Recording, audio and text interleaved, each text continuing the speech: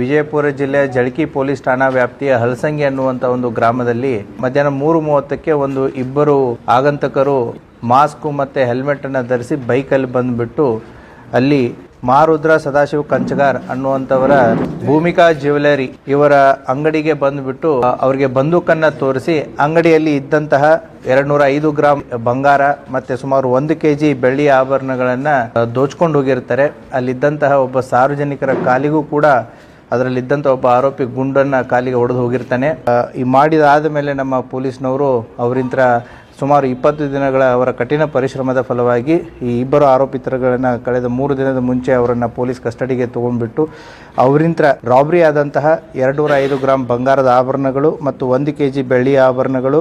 ಮತ್ತೆ ಕೃತ್ಯಕ್ಕೆ ಬಳಸಿದಂಥ ಕಂಟ್ರಿ ಪಿಸ್ತೂಲ್ ಜೊತೆಗೆ ಒಟ್ಟು 3 ಕಂಟ್ರಿ ಪಿಸ್ತೂಲು, 26 ಜೀವಂತ ಗುಂಡುಗಳು ಮತ್ತು ಒಂದು ಏರ್ ಗನ್ನು